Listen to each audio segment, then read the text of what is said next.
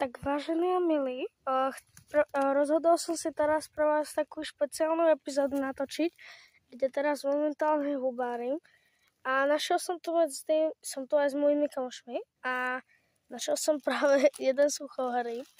Tak to konkrétne vyzerá, môžete si ho pozrieť a viete to aj veľmi ľahko rozoznať, lebo teraz sa napríklad nachádzame na Kačine. A tak, no, tu vidím ďalší.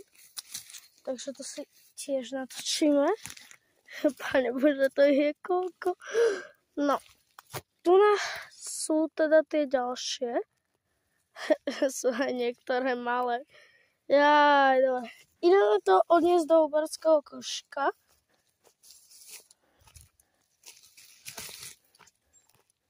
Nech sa páči, tu máš. No a samozrejme, teraz som tu zbavil ďalší, to koľko ich tu je. OK, nech sa páči.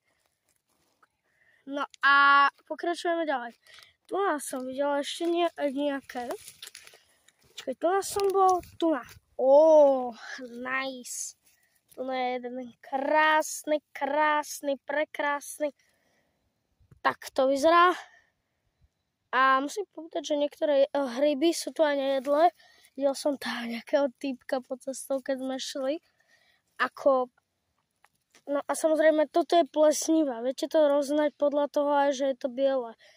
No, tak to samozrejme zahodím preč a zoberiem si ďalšiu hubu. Toto je ono. A samozrejme, viete, aký je rozdiel medzi hubou a hrybmi?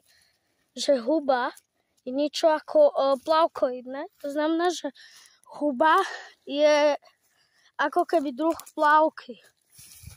Tu je ďalší. Ježišmaria. Ale celý podmočený. No uvidíme, že či z toho niečo bude. No, každopádne chcem teraz povedať, že že mám návrh na odhalenie a to bude za 300 000 odberateľov a vyzerá to tu nejak takto. A nachádzame sa na Kačine, momentálne v Bratislave, časť Staré mesto. Vieme dať do košíka, nech sa páči. A teda, chcel som vám len povedať, že toto bolo dneska z mojho videa všetko. Ja by som ocenil, keby ste na toto dali odber. A zatiaľ čau.